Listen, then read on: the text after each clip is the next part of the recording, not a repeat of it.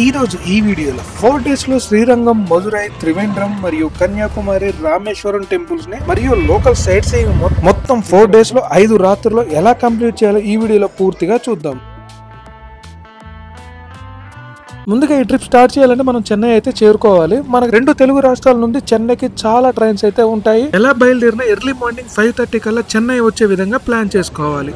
చెన్నై వచ్చిన తర్వాత చెన్నై నుంచి 2 స్టేషన్స్ అయితే ఉన్నాయి. చెన్నై సెంట్రల్, చెన్నై ఎగ్మోర్. చెన్నై ఎగ్మోర్ నుంచి మనకి తేజస్ ఎక్స్ప్రెస్ ఎర్లీ మార్నింగ్ 6 కి అయితే బయలుదేరుతుంది. ఇది పూర్తిగా ఏసీ కోచ్, జనరల్ అయితే ఉండదు. ట్రైన్ ఛార్జ్ వచ్చేసి పర్సన్ కి 800 నుంచి ఛార్జ్ చేస్తారు. ఇది ఎక్కేసి శ్రీరంగం చేరుకోవాలి. మనం ఎక్కి వచ్చిన ఈ తేజస్ ఎక్స్ప్రెస్ డైరెక్ట్ గా తిరుచురపల్లి స్టేషన్ కి పోతుంది. శ్రీరంగంలో స్టాప్ అయితే లేదు కాబట్టి తిరుచురపల్లి రైల్వే స్టేషన్ ఎదురుగానే అయితే ఫ్రెష్ అప్ కోసం రూమ్స్ అయితే ఉంటాయి. స్టేషన్ నుంచి తిరుచురపల్లి రైల్వే స్టేషన్ నుంచి 10 కిలోమీటర్లు అయితే టెంపుల్ కు ఉంటది. డైరెక్ట్ గా టెంపుల్ కి బస్సు కానీ ఆటోస్ కానీ దొరుకుతాయి. 20 minutes జర్నీ అయితే పడుతుంది. బస్సెస్ అయితే వెంటనే ఉండవు. సో ఆటోలు అయితే వెళ్ళిపోతున్నాను నేను.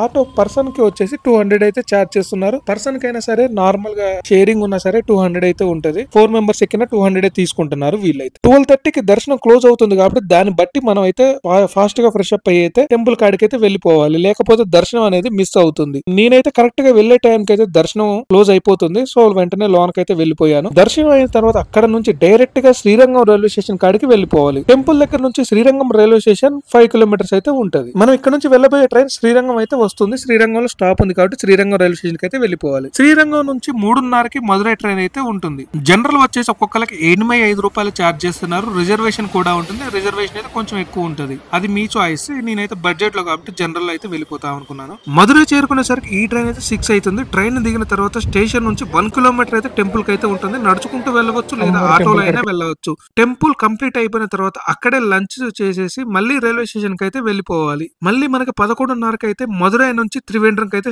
ట్రైన్ ఉంటుంది. జనరల్ వచ్చేసి 110 రూపాయలు అయితే ఛార్జ్ చేస్తారు. స్లీపర్ కూడా ఉంటది. ఎర్లీ మార్నింగ్ 6:20కి త్రివేంద్రం అయితే దింపుతాడు ఈ ట్రైన్ ని. అక్కడే రూమ్ తీసేసుకుని ఫ్రెష్ అప్ అయ్యేసి ముందుగా లోకల్ సైట్ సీయింగ్ అయితే వెళ్ళిపోవాలి. బ్రేక్ఫాస్ట్ చేసేసి, లేకపోతే ఇక్కడ ఇబ్బంది అయితే అవుతుంది. ఈవినింగ్ అయితే రూమ్ కాస్ట్ వచ్చేసి 1000 రూపాయల దాకా అయితే ఉంటది. మనం చూసుకునే విధానం బట్టి అయితే ఉంటది room. Local trip auto cost వచ్చేసి 700 రూపీస్ అయితే వీళ్ళు ఛార్జ్ చేస్తారు. మనకి లోపల చాలా మటుకి టెంపుల్స్ ని మొత్తం బోటింగ్ ఇవన్నీ కవర్ చేస్తాడు. ముందుగా అయితే బోటింగ్ కాడికి అయితే తీసుకుపోతాడు. బోటింగ్ కాస్ట్ వచ్చి 2000 రూపీస్ దాకా అయితే ఛార్జ్ చేస్తారు. వీళ్ళైతే హవర్స్ బట్టి అయితే ఛార్జ్ చేస్తారు. ఎన్ని హవర్స్ ఉన్నా సేమ్ అయితే ట్రిప్ అయితే ఉంటుంది. మీరైతే తక్కువ హవర్స్ అయితే తీసుకోండి. ఇదైతే చాలా ఎక్కువ కాస్ట్ అయితే వీళ్ళు తీసుకుంటున్నారు. బోటింగ్ అయితే కంప్లీట్ అయిపోయిన తర్వాత టెంపుల్స్ అన్ని కవర్ చేసేసి అయితే మనం ఎక్కడైతే ఎక్కామో అక్కడికైతే డ్రాప్ చేసేస్తారు. ఈవినింగ్ అయితే ఫ్రెష్ అప్ అయ్యేసి టెంపుల్ కి వెళ్ళిపోవాలి. అనంత పద్మనాభ స్వామి టెంపుల్ కి. గుర్తుపెట్టుకోండి, టెంపుల్ లోపలికి వెళ్ళాలి అంటే సాంప్రదాయమైన దుస్తులు మాత్రమే ఎలో అయితే ఉంటుంది. మగవారికి పంచె కట్టుకోవాలి. లేడీస్ అయితే శారీలో మాత్రమే ఎలో అయితే ఉంటుంది. ఒకవేళ డ్రెస్ లో వెళ్తే మాత్రం ఆ డ్రెస్ మీద పంచె కట్టుకోవాల్సి అయితే ఉంటుంది లేడీస్ కి అయితే. టెంపుల్ దర్శనం అయిపోయిన తర్వాత బయటకు వచ్చేసి అయితే ఏమన్నా తినేసి అక్కడ నుంచి రూమ్ కి అయితే వెళ్ళిపోవాలి.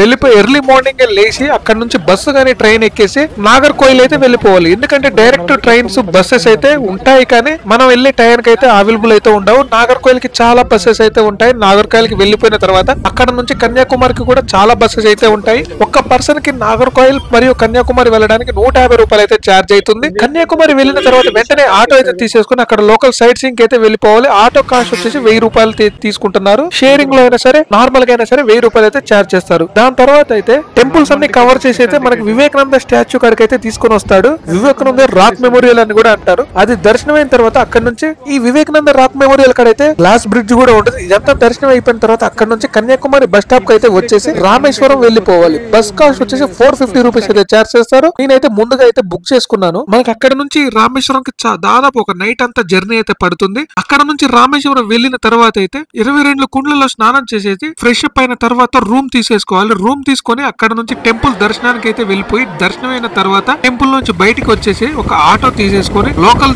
దర్శనానికి అయితే వెళ్ళిపోవాలి. మనకి రామేశ్వరంలో ఫేమస్ అయిన ధనుష్కోడికి వెళ్ళిపోవాలి. దీనికి కాస్ట్ వచ్చేసి ఆటో వాళ్ళైతే ఎక్కువగా అయితే ఛార్జ్ చేస్తున్నారు. 1500 రూపాయలు అయితే తీసుకుంటున్నారు. షేరింగ్ లో అయినా సరే, నార్మల్ గా అయినా సరే. ధనుష్కోడి కూడా కంప్లీట్ అయిపోయిన తర్వాత అక్కడ నుంచి అయితే రిటర్న్ వచ్చేసి అక్కడ నుంచి చెన్నై వెళ్ళిపోయి చెన్నై నుంచి తెలుగు రాష్ట్రాలకి చాలా ట్రైన్స్ అయితే ఉంటాయి. ఈ విధంగా అయితే 4 days లో అయితే ఈ ట్రిప్ మొత్తం కంప్లీట్ అయితే చేసేసారు. మీకు కానీ ఏమైనా డౌట్స్ ఉంటే మాత్రం నాకైతే కన్ఫర్మ్ గా అయితే మెసేజ్ చేయండి. నేనైతే కన్ఫర్మ్ గా అయితే రిప్లై ఇస్తాను. నా ఇన్స్టాగ్రామ్ ఐడి కూడా సేమ్ అయితే ఉంటుంది.